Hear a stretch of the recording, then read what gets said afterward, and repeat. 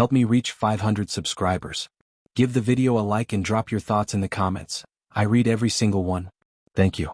My name is Alden, I'm 34, and for most of my life I believe that love grows best when you give it room. Space, trust, a quiet place to land, that was my philosophy. It held steady for years, right up until the week that belief turned itself inside out. I met Mira 3 years ago in a little bookstore cafe where she would sink into armchairs with travel guides and doodle cities she dreamed of visiting. Her smile had this warm, attentive gentleness, the kind that made you feel seen. And from the very beginning, one thing about her was undeniable. Travel wasn't just something she enjoyed. It was part of her bloodstream. Her comfort. Her identity. Her reset button. I admired that about her. Maybe I admired it too much. We were steady. We communicated quietly, kindly. We weren't dramatic people. She was soft-spoken, introspective, often lost in thought. I never imagined she'd lock me out of that inner world so completely. The shift didn't begin with an argument, it started with a sentence. I'm thinking about taking a solo trip to Vancouver. She said it casually, stirring her tea like she always did. And solo trips weren't new, she loved them. She'd always come back with photos, stories, little souvenirs she'd slide across the table with a shy laugh. But this time her tone felt lighter. Practiced. Something in my chest pulled tight, but I brushed it aside.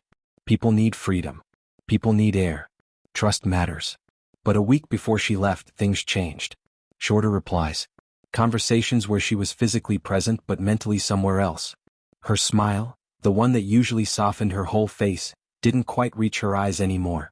Every time I asked if she was okay, she brushed it off like it was nothing. Then the morning she left arrived. She hugged me quickly, too quickly, grabbed her backpack and said, "Signal might be bad, don't panic if I'm offline." I didn't question it. I kissed her forehead, wished her a peaceful trip and watched her walk out the door. Later I sent her a simple message. Have a safe flight. It didn't deliver. Plane mode maybe. No big deal. But when I tried calling a few hours later, my stomach twisted. One ring. Then nothing. I tried again, straight to voicemail. I checked my laptop to see if it was my phone. It wasn't. She had blocked me. Not accidentally. Not by glitch. Deliberately. The first thing I felt wasn't anger. It was confusion, cold, sharp, sinking confusion. I tried every explanation that wasn't the obvious one.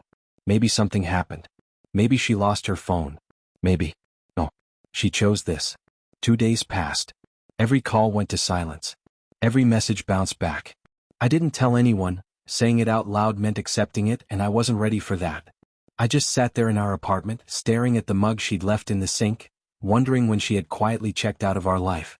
On the third day, her sister Sophie texted. Have you heard from Mira? She said she needed space, didn't explain anything. Blocking your partner's number is one way to do it, I guess. I just stared at the message. And something inside me shifted. Not hurt, not rage. Clarity. A sudden, steady clarity. She needed to vanish, fine. But I wasn't required to wait like a lamp left on for her convenience. So I started packing. Clothes. Books. The lamp she always said made the living room feel safe. My keys from the hook by the door. With each thing I put away, the apartment felt smaller, like its spaciousness had only existed when it felt like ours. By the time her plane landed 5 days later, half my belongings were gone. And for the first time all week, my chest loosened. When she finally unblocked me almost a day after arriving back home, her message was simple. I'm home. Where are you? For once, I didn't feel obligated to soften anything. I moved out. The typing dots appeared instantly, frantic. What? What? Can we talk? Please, can we talk? But explanations were her responsibility, not owed by me. I ignored the messages and drove to my new place. A small, quiet apartment across town. Empty walls. Echoing kitchen. Bare bedroom with only a mattress on the floor. It felt peaceful. 2 hours passed, then another message. Alden, please answer.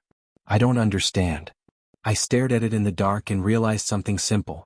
You don't notice how much someone's draining you until you're finally out of their reach. The next morning she called, from a different number. Her voice trembled. Alden, are you okay? Why did you leave? There were 100 small things I could have brought up. The emotional distance, the quiet goodnights, the way she moved through our home like she already lived somewhere else. But one choice overshadowed everything. You blocked me. Silence. Heavy, guilty silence. I just needed space, she whispered. I wasn't thinking straight. The trip was overwhelming. I didn't want constant messages while I was trying to clear my head.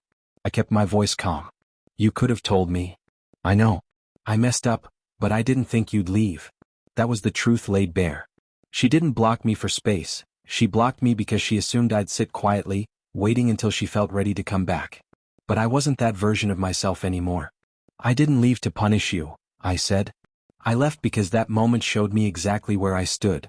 Her voice cracked. Please, just come home so we can talk. It's not my home anymore. She cried softly, the kind of cry that would have broken me once. Not now. I cared for her. I always had. But caring for someone doesn't mean letting them bench you while they decide if you still matter. Over the next few days she sent paragraphs, promises, explanations, words that should have been spoken long before she boarded that flight. I read them. None of them pulled me back.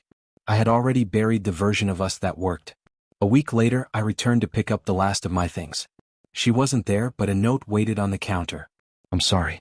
I didn't know blocking you would end us. I folded it gently, not out of emotion, out of closure. Blocking me didn't break us. It revealed us.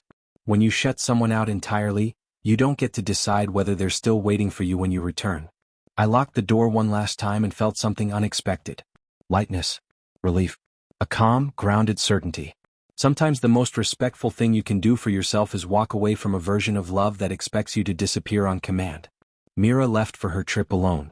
She came back alone. And I started a new chapter the moment I realized that leaving for good wasn't spite, it was self-respect in its purest form.